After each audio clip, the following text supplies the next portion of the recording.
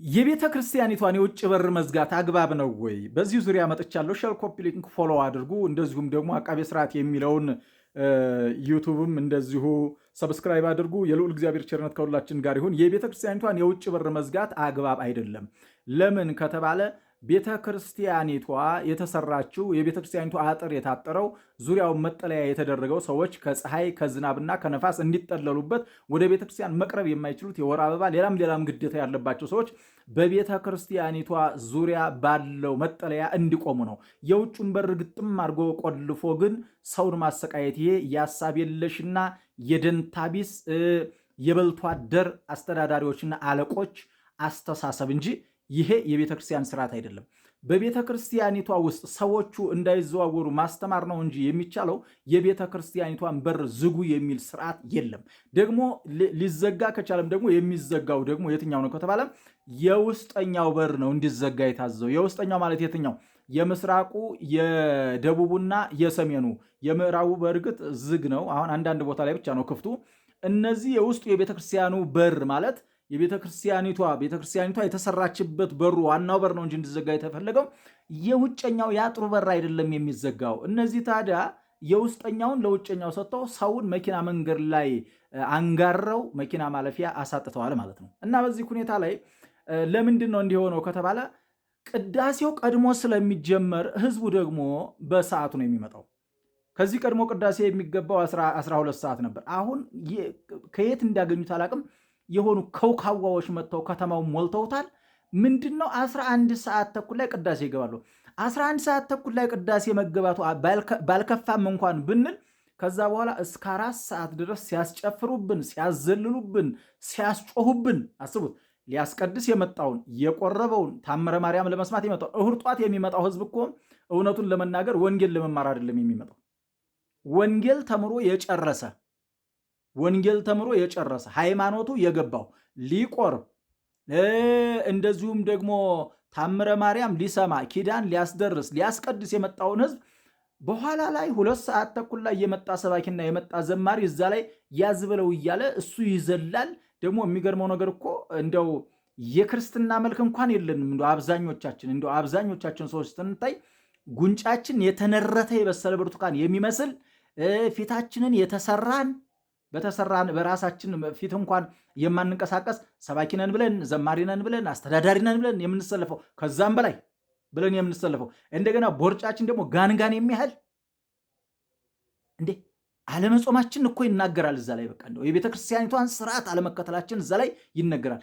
ይሄንን እነዛ በቅዳሴ የደከሙ በማስቀደስ የደከሙ ማህሌት በመቆም የደከሙ እንደዚሁም ደግሞ ቤተክርስቲያንን በማገልገል እየደከሙ ፊታቸው ላይ ክርስትናው የሚናገር የጉንጫቸው መክሳት ራሱ ክርስቲያን መሆናቸውን የሚያሳብቅ የሆዳቸው ሽልግታ ራሱ ጾመኛ መሆናቸውን የሚያሳብቅ እነዛዛ ተቀምጠው ወይም እነዛ አስቀድሰው መጥተው እኛ በኋላ መተን እንዲህ በቃ የ9 ወር እርጉዝ መስለን እዛ ላይ ስንጨፍር እንደ ቤተክርስቲያኒቷም አደጋ ገብታለች። መቼም ይሄ ምላሴ አያርፍም። ይህንን ስርዓት እየተናገርኩ ነው። አለቆች እየኮረኮሙኝ ያሉትና እንግዲህ ምዕመናን ተመልከቱልኝ። ምላሴ ያርፍ አይደል? አያርፍም እኮ። እንዴት ብዬ ልረፍ? ዝም ብል የኢሳይያስን ለምጽ ፈራሁኝ ዝም እንዳልል።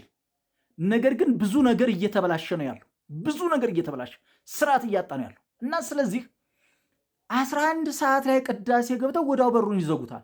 11 ሰዓት ተኩል ላይ ቅዳሴ ገብተው ወዲያው በሩን ይዘጉታል። ህዝቡ ውጭ ላይ ውርጭ ሲጠጣ ቅዝቃዜ ሲጠጣ ያረፍድና ከዛ በር ከፍተው መጥተው ደግሞ እንደገና ያስጨፍሩበታል።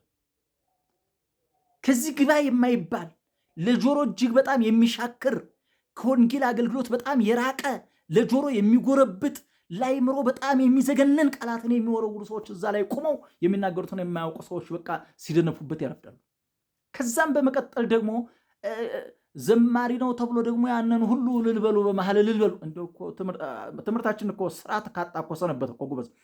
እንደው እስኪ አንድ የታዘብኩትን ነገር እናንተም እንዲታዘቡ ልንገራችሁ። በስመ አብ ይላል። ከዛስ እንዴ በስመ አብ በሉ እንጂ እንዴ በስመ አብ ለማለት እንደገና ደግሞ አቋርጠው በስመ አብ በሉ እንጂ እንደው ምን አመጣው ወዳጄ? ሰብሰብ እንበል እንጂ በስመ አብ ወወልድ ወመንፈስ ቅዱስ አሐዱ አምላክ። እንደምን አደራችሁ? ወደ ትምህርት ግባ እንጂ ወዳጄ። ምንድነው መዝረክረክ? ወንጌል አይደለም እንደምናስተምረው? እግዚአብሔርን አይደለም እንደምንሰብከው? እኛን ከሆነ የምንሰብከው የምንሰብክበትን ቦታ እንግዲህ መረጥ ማድረግ ነው። በአውደ ምሕረቱ ላይ የሚሰበከው እግዚአብሔር ከሆነ ምንድን ነው ይሄ ሁሉ ፕሮቶኮል? ምንድን ነው? ምን አመጣው? እግዚአብሔርን እኮ ነው። አባቶቻችን ሐዋርያት እኮ ለምድ ለብሰው ነው የሰበኩት እኮ። እንዴ የተቀዳደደ ልብስ እኮ ለብሰው ነው እኮ የሰበኩት። እኔ እንደነዛ እንሁን እያልኩ አይደለም። አገልግሎታችን በአግባቡ ይሁን ነው እያልኩ ያለሁት። እና ይሄንን ህዝብ በዛ መልኩ ውጭ ላይ አቁመው የሚያንጋርሩ ሰዎች እባካችሁ ስርዓት ያዙ። አንደኛ ቅዳሴው መጀመር ያለበት እባካችሁ እናንተ በር የምትዘጉ አለቆች ከምስካየ ኅዙናን መድኃኔዓለም ሂዱና ተማሩ። ምስካየ ኅዙናን መድኃኔዓለም ቅዳሴ የሚጀምረው 12 ሰዓት ላይ ነው። ቅዳሴ የሚያልቀው 2 ሰዓት ላይ ጥፍፍ ያልቃል። አይ ምስካየ ኅዙናን፣ እኔ እኮ ምስካየ ኅዙናን የምወደው ለዚህ እኮ ነው። ልጆችን ምስካየ ኅዙናን ስርዓተ ተክሊል የማስፈጽመው ለዚህ ነው። የልጆችን ልጆች ምስካየ ኅዙናን ክርስትና እንዲነሱ የማደርገው ለዚህ እኮ ነው። ምስካየ ኅዙናን የተንዛዛ ነገር የለም። የወንጌል አገልግሎቱ ራሱ ሲጣፍጥ ጻው ሲባል እዛው ላይ ወንጌል በሚያውቁ ሰዎች፣ ወንጌልን በተማሩ ሰዎች፣ ከትርጓሜው እስከ ማብራሪያው በደንብ በሚያውቁ ሰዎች አንደበታቸው ማር በሆነ ሰዎች ጻኡ ላይ ለ20 ደቂቃ ይሰጣል። ከዛ ደግሞ ቁርባን ላይ ደግሞ አንደበተ ርቱዕ የሆነ እግዚአብሔር የመረጠው እግዚአብሔር የባረከው ሰባኪ ደግሞ ቁርባኑ እስኪያልቅ ደግሞ ለ20 ለ30 ደቂቃ ይሰጣል። ከዛስ ታምረ ማርያም ብቻ አንብበው በሰላም ግቡ። አይ ወንጌል አገልግሎት ምስካየ ኅዙናን እንዴት እንደሚያስ ከዛ የወንጌል አገልግሎቱን የዝማሬ አገልግሎቱን መቼ ነው የሚያደርጉት? ማታ በየቀኑ ሄዳችሁ ይዩት። በየቀኑ ሄዳችሁት። ምስካየ ኅዙናን መድኃኔዓለም እንደሌላው አድባራት ድርቅ አልመታውም። ማታ በወንጌል አገልግሎቱ ያሸበረቀ ቦታ ነው፣ ያሸበረቀ ገዳም ነው። እና ልክ እንደዚህ ለህዝቡ ማዘን ያስፈልጋል። በሩ አይዘጋ። ምን ሊያደርግ ይዘጋል? የፈለገ ሰው እየገባ ጥግ ጥጉ ላይ ቆም ብሎ ቅዳሴውን ያስቀድሳል። ከዛ ያኛው የቤተ መቅደሱ በር ግን ዝግ ነው ማለት ነው። ወደዛ አይገባም። ወዳጅ መደረግ ያለበት ይሄ ነው እንጂ የውጨኛውን በር ግጥም አድርገህ ዘግተህ ህዝብን አታሰቃይ። እምቢ ካልክ ህዝቡ ቤቱ ይተኛልሃል፣ ትገላገላለህ። የልዑል እግዚአብሔር ቸርነት ከሁላችን ጋር ይሁን። ያላችሁን አስተያየትና ኮሜንት ሳትደብቁ፣ ሳታፍሩ፣ ሳትፈሩ አስቀምጡልኝ። የእግዚአብሔር ቸርነት ከሁላችን ጋር ይሁን።